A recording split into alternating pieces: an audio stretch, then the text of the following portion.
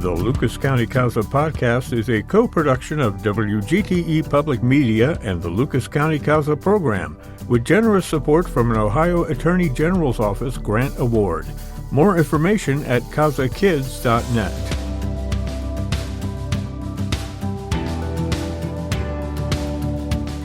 Welcome back to the Lucas County CASA podcast. I'm your host, Andrea de la Roca, CASA's Community Engagement and Volunteer Recruitment Coordinator. In our last episode, we heard from 4 extraordinary CASA volunteers whose combined service spans over 80 years. These seasoned advocates, Dr. Vincent Riccardi, Kathleen Harris, Kristi Rose, and Maria Gonzalez, reflect on their journeys, sharing heartfelt stories, hard-won insights, and the deep impact advocacy has had on their lives. Episode 4 and today's episode are a tribute not only to the children served, but also to the enduring power of volunteerism, community, and hope. Let's hear the second part of that conversation. If you haven't listened to the first part, please go back and check it out.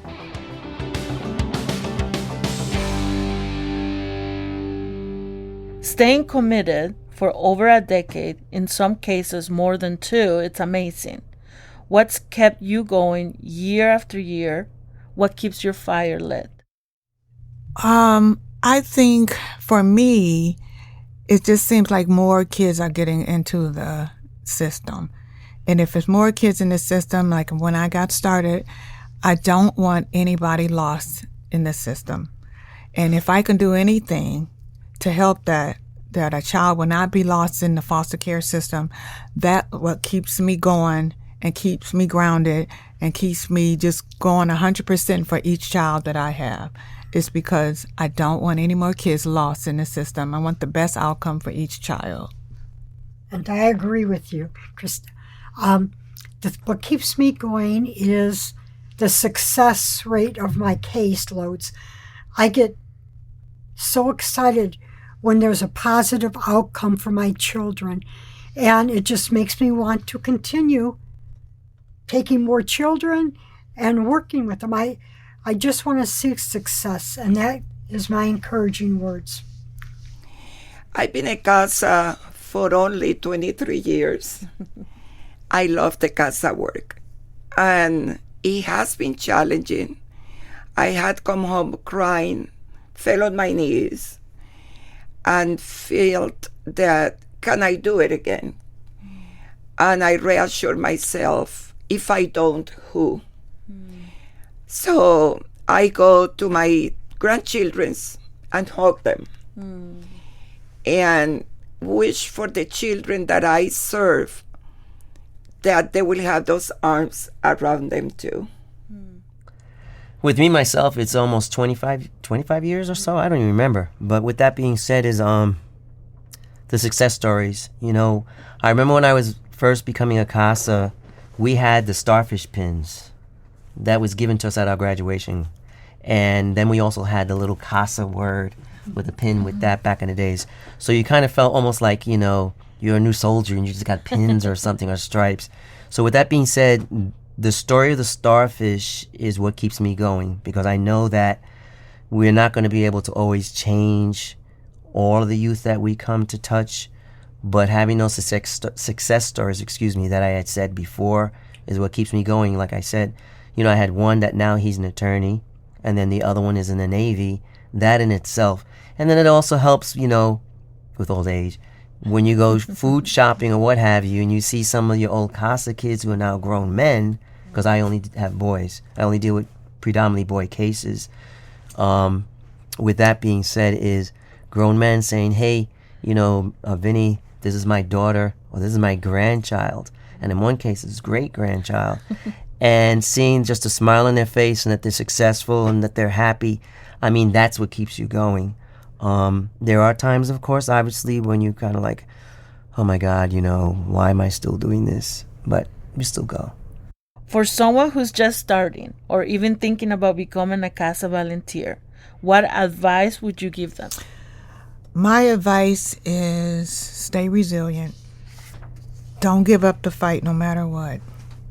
You can do it if it's in your heart and you have a heart for children and you want to see good outcomes. You want to give kids a chance to have a good life.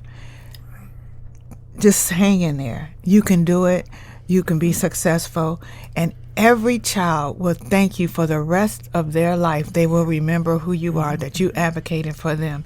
You will be in their memory so they can tell their kids, their grandkids what happened to them. So, yes, definitely, just hang in there. You can do it. This is Kathy. Dedication. You have to be dedicated. Just like she says, you work with the children, but you have to be dedicated. And if you're not, and your heart's not in it, the children deserve better. And they deserve all of us. Not just part or not just a time when, I'll fit it in here or there. No, they deserve it. And when you go to a house and you see your children out playing, there's my CASA, and they'll be running to you. There's just nothing that grips my heart more to know that they know that I'm their CASA. And to add to that, you have to remember children didn't put themselves in this situation, and they don't have the power to get themselves out. No, they only will have you, and you can change their whole lives just by being there and be an advocate for them. Yes. Trust your gut, most definitely. Do a concise and precise investigation. Don't leave any stone unturned if you know of it or you have access to it, because it might be that one stone that you needed to turn. Case in point, as I shared earlier, a family relative that was able to find that youth.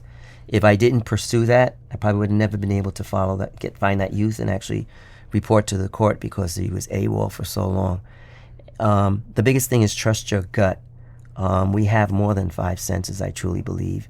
Also have faith that you are going to make a difference, even though sometimes it's like, what are we doing this for? But the reality is it does work in the end. We do make a difference. We are that voice for that child. And if you really are compassionate and empathetic, you will realize that you are that voice for that child, because in turn, no one really listens to many of them in the courts. You have an attorney here, you have an attorney there, you have the parent's attorney, you have Lucas County Children's Services, you might have a counselor, a therapist, or whatever, and probably even sometimes even a teacher who might even be in the room. But you have to listen to what really the child wants. Now, granted, no lie, there are times when I've had a child who wanted something and I didn't think it was for the best interest, and obviously they get an attorney. But at the end of the story, when the child finally realizes what really does need to happen, it all works out. And my advice is, like I said earlier, is really trust your gut and make sure you do a thorough investigation and have those conversations. This is Maria. For the new CASAs, first of all, I want to say thank you for just thinking about serving our children. I always say that if we are busy, it means our children are suffering.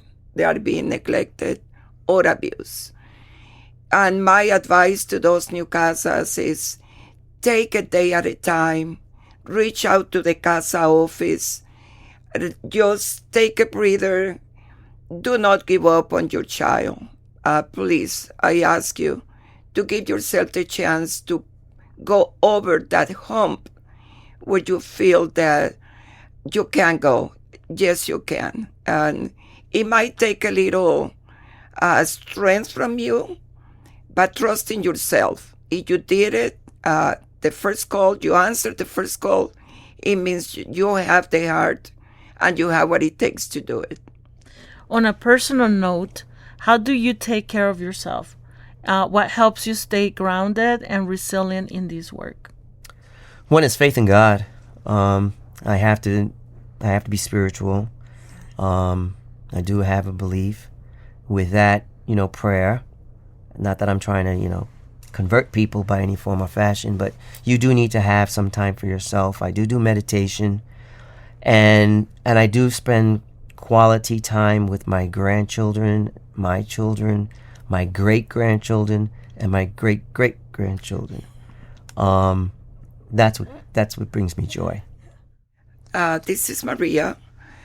In terms of keeping myself grounded, I think I mentioned it before, was to see the need of the children and to find that support in my family, my children, my grandchildren, and now my great-grandchildren. And I go and fill my heart hugging them, kissing them, spending time with them. But at the same time, I know, and it saddens me knowing that the children I represent might not have those arms to hold them. Well, the one thing I do is I work out to take care of myself. I try to eat healthy because mentally you have to take care of yourself because some of these cases are really hard. They hurt. And you watch these kids and you see that, they're helpless. They only have you. So you have to keep yourself strong mentally and you have to keep yourself strong physically. And you will do that because you're doing this for the kids. So I would definitely say I try to stay as healthy as I can, mentally and physically.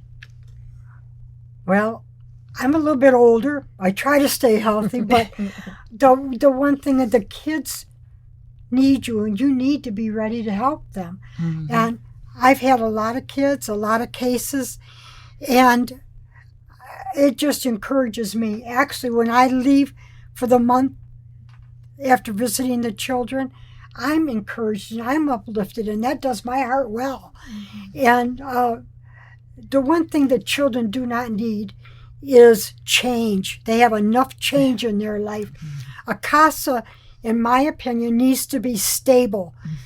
I have had cases come and go, and the one thing that they can never say, they've always had the same CASA. And I think that is important in their life, stability. Mm-hmm. And that's what keeps me going and excited. Yeah. I agree with Kathy when, the cases I have as a volunteer, when I go to visit, I when I'm done with my visit, I feel so energized. Mm-hmm. Yes. And I feel happy to see how much progress they have made, and it inspired me to keep going. Right. Mm-hmm. So I think it's definitely more benefit for the volunteer in some cases. Absolutely. And you might be the only constant in their life. Mm-hmm. Right. And they might not even believe in anybody being constant and consistent in their life. Right. They're used to, like you said, just change all the time. So definitely, yes, you need consistency.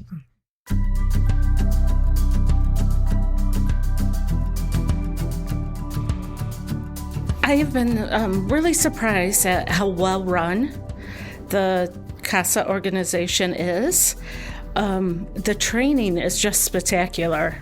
I have learned so much from all of my work with them and taking all the trainings they offer. And it is a national organization, so there's a huge network of resources for you to use as a volunteer to help you in your volunteer work.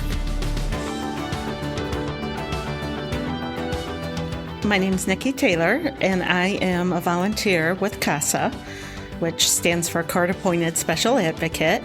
I retired from the public library, and I had worked with a lot of kids who seemed not to have adults in their life that were giving them direction or any kind of advice.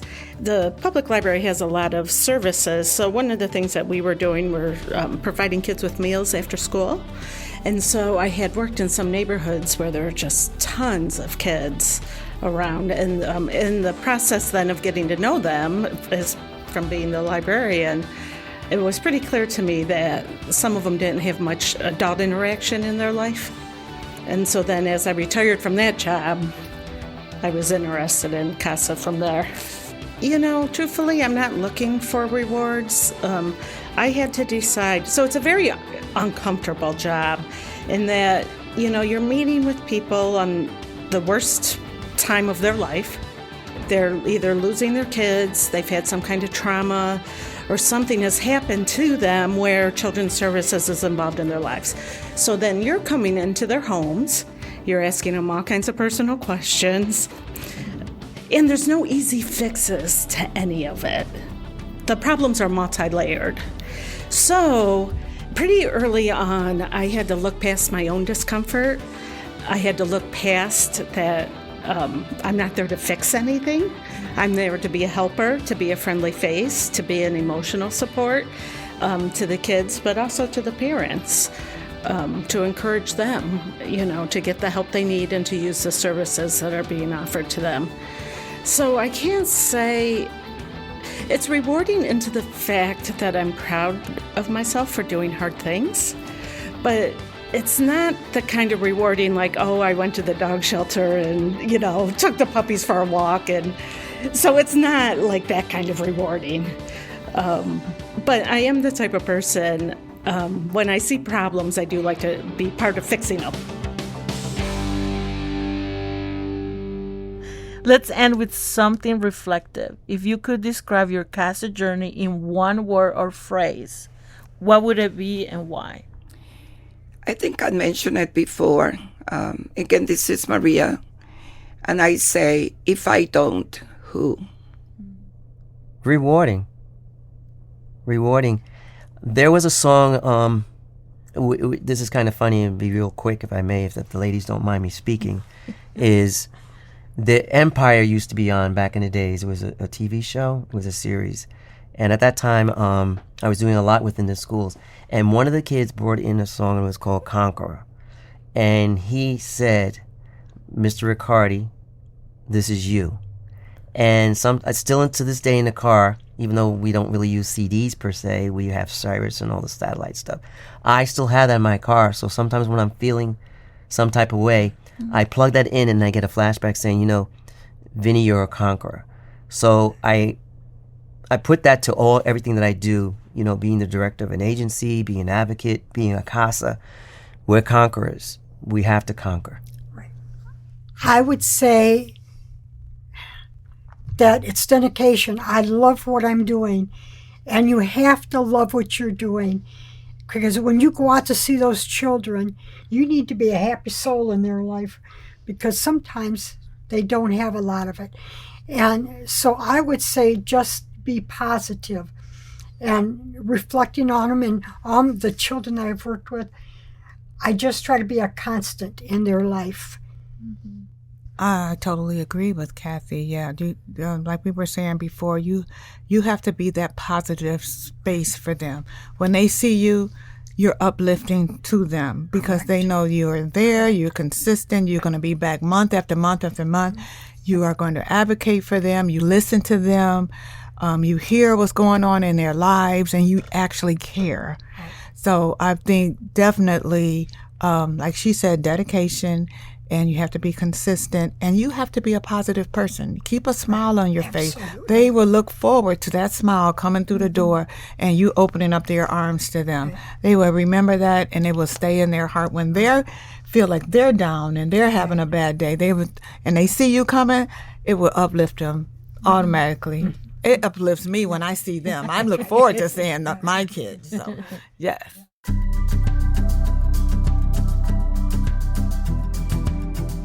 Hearing from Dr. Riccardi, Kathy, Kristi, and Maria reminds us just how powerful one committed adult can be in a child's life. Their stories are a testament to what long-term advocacy, compassion, and persistence can achieve. If this episode moved you, if you're thinking, maybe I could do this too, we encourage you to take the next step. Visit casakids.net or call us at 419-213-6753 to learn how you can become a voice for an abused child. You don't need legal experience or a social work background. What you do need is compassion, consistency, and the courage to stand up for what's right. There is a child in Lucas County waiting for someone just like you. Thank you for tuning in to the Lucas County CASA podcast.